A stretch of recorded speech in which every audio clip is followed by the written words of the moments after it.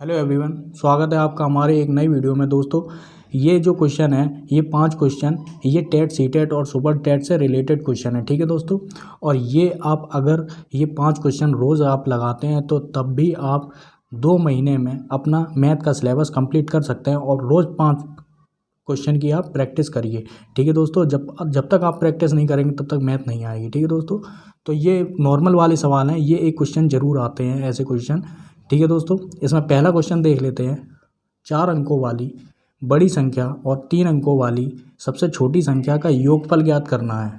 बड़ी संख्या 4 अंकों वाली और 3 अंकों वाली सबसे छोटी संख्या का योगफल ज्ञात करना है। तो देखिए दोस्तों, जब भी हम लोग बड़ी संख्या की बात करेंगे तो 9 से शुरुआत होगी, और जब भी हम लोग छोटी संख्या की बात करेंगे तो 0 शुरुआत होगी।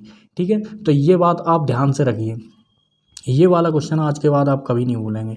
देखिए दोस्तों, 4 अंकों की सबसे बड़ी संख्या, तो हमने कहा बड़ी का मतलब 9 है, तो आप 9 9 9 और 9, ये आपके 4 अंक हो गए।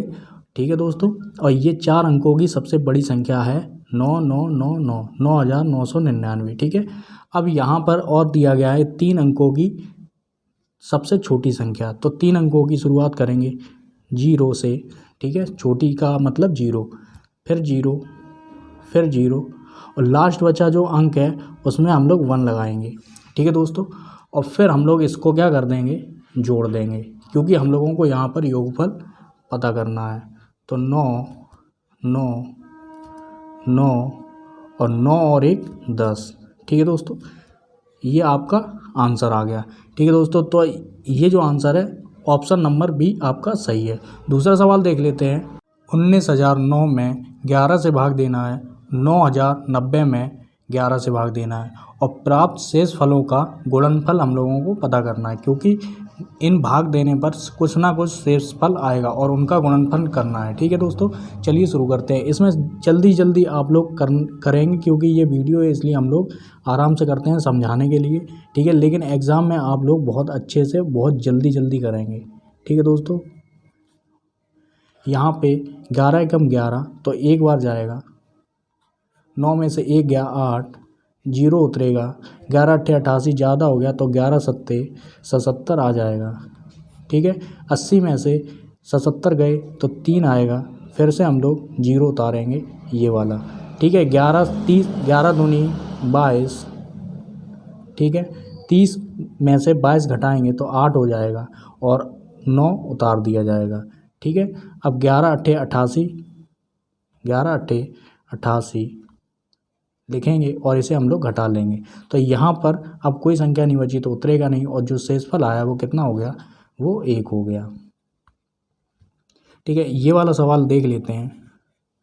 9,090, इसमें 11 से भाग देंगे तो 11 एकम 11। ठीक है, 11 में 99। ठीक है, तो 11 अट्ठे 88 से जाएगा, 90 में से 88 गया तो कितना बचा, 2 और 9, 11 दूनी 22, और 9 में से 2 गया 7, और 11 सत्ते 77, और 11 छिंगे 66, छिंगे 66। ठीक है, तो यहाँ से जाएगा तो 4 बचेगा, तो इसका शेषफल 4 आया, और इसका जो शेषफल है वो 1 आया। अब इन्हीं का गुणनफल पता करना था, तो 1 गुणे 4 करेंगे तो कितना हो जाएगा, 4 हो जाएगा। सी वाला ऑप्शन सही है। तीसरा सवाल देख लेते हैं। 35,362 में 5 के स्थानीय मान तथा अंकित मान का अंतर बताइए। अंतर मतलब हम लोगों को डिफरेंस बताना है। ठीक है, घटा के। तो इसमें जो स्थानीय मान होता है, तो देखिए दोस्तों, जैसे हम लोगों ने लिख दिया 3 5 3 6 2, तो इसमें 5 का जो स्थानीय मान होगा, ठीक है, वो क्या होगा, इसे 3 ना मान के आप 0 मानिए। ठीक है, तो 5 का जो स्थानीय मान होगा वो कितना हो गया, 5,000। ठीक है, तो 5 के आगे 3 0 लगा दिया। तो इसी तरीके से अगर 3 का पूछा जाता तो आगे 0 हम देखते। ठीक है, तो यहाँ पे क्या होता, 300 होता। ठीक है, तो अंकित मान कितना होगा, 5 का अंकित मान 5 ही होगा। ठीक है, इसे हम लोग घटा लेंगे। 10 में से यहाँ पे 0 है तो यहाँ पे 10 में से 5 गया 5, 9 9 और 4। ठीक है दोस्तों, यही हम लोगों का आंसर हो जाएगा। ऑप्शन नंबर ए सही है। चौथा सवाल देख लेते हैं।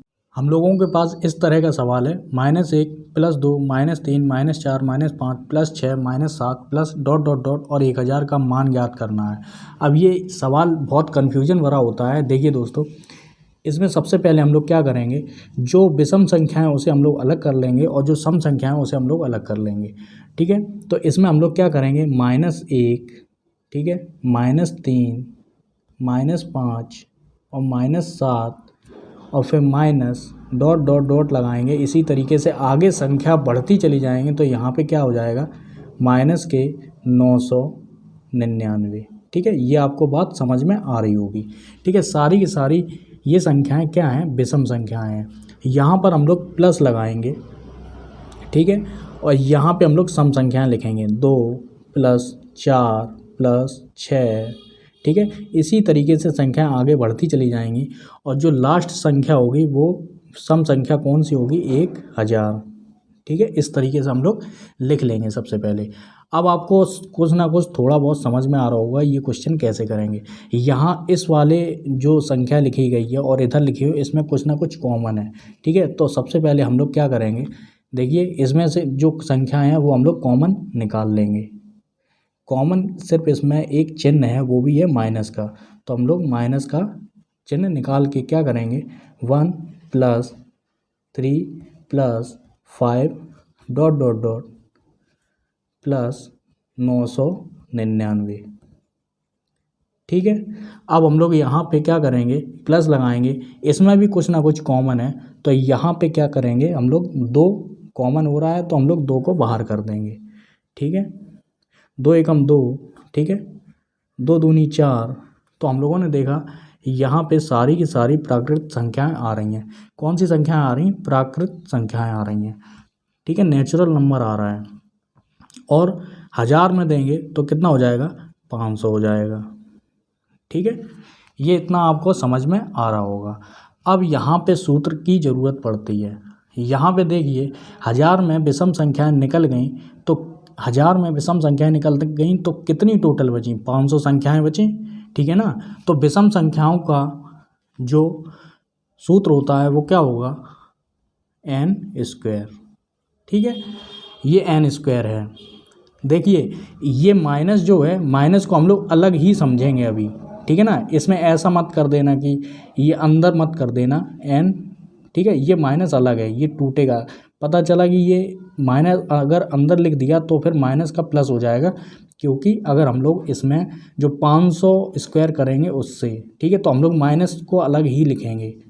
ठीक है, यहाँ पे -n² और यहाँ पे जो दोस्तों आया 2, इसमें जो सूत्र लगेगा वो कौन सा लगेगा, प्राकृत संख्याओं का जो योग होता है वो क्या होता है दोस्तों, n+1/2। ठीक है, ये आपको बात समझ में आ रही होगी। यहाँ पे हम लोग कोष्टक लगा देंगे। ठीक है, अब हम लोग क्या करेंगे, ये माइनस से हम लोगों को कोई मतलब नहीं है अभी, तो हम लोग माइनस ऐसे ही लिख देंगे।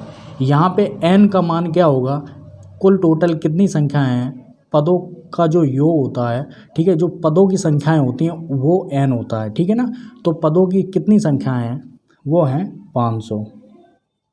ठीक है, 500 स्क्वायर, तो हम लोग स्क्वायर कर देते हैं यहाँ पे। ठीक है, अब हम लोग क्या करेंगे, प्लस लगाएंगे 2, n का मान यहाँ पे भी कितनी संख्याएं हैं, 500 हैं कुल टोटल। प्राकृत संख्याएं कितनी है, 500 हैं। ठीक है, तो यहाँ पे 500 करेंगे, 500 + 1/2।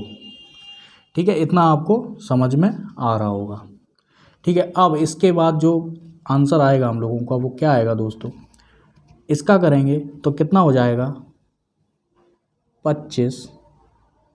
ठीक है, 1 2 3 4 प्लस लगाएंगे, 2 से 2 गया। ठीक है, 500 + 1 को जोड़ देंगे और 500 का क्या करेंगे, गुणा कर देंगे। तो हम लोग 500 + 1 कितना हुआ, 501 हुआ। ठीक है ना, यहाँ पे हम लोग 501 लिख देते हैं और 500 का गुणा करने हैं। ठीक है, तो सबसे पहले हम लोग क्या करेंगे, 0 0 लिख देते हैं क्योंकि ये बढ़ा हुआ है। तो 5 का गुणा करेंगे 501 में, 5 का गुणा करेंगे तो 5 आया, 0 आया, और 25 आ गया। ठीक है, इस माइनस को नहीं भूलेंगे, यहाँ पे माइनस रखेंगे।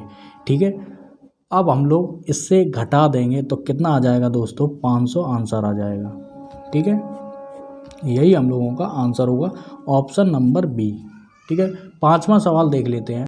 6251, 6521 और 5621 में 5 के स्थानीय मानों का योग ज्ञात करना है। तो देखिए 5 का जो स्थानीय मान कितना होगा, यहाँ पे देखिए मैंने बताया है कि यहाँ 5 है। ठीक है, इसके आगे हम लोग क्या करेंगे, जीरो देखेंगे। यहाँ 5 है, यहाँ पे 0 0 हो गया, यहाँ 5 है, 0 0 0। तो हम लोग क्या करेंगे, 5 लिख दिया। यहाँ पे कितना है, एक अंक है, तो यहाँ पे एक जीरो बढ़ाया। ये वाला 5 देखेंगे तो इसमें कितना है, 2 जीरो हैं, तो 2 जीरो हम लोग पहले बढ़ा लेंगे और यहाँ पे 5 लिख देते हैं। यहाँ पे क्या है, 3 है, अंक हैं, तो 3 जीरो बढ़ेगा, 0 0 0 और 5 हम लोग यहाँ लिख देंगे। तो यहाँ पे 5 का जो स्थानीय मान 50 है, यहाँ पे 5 का स्थानीय मान 500 है और यहाँ पे 5 का मान कितना है, 5000 है। तो इसी को हम लोग जोड़ लेते हैं। तो यहाँ पे 0 5 5 5, यही हम लोगों का क्या होगा, आंसर होगा। ठीक है दोस्तों।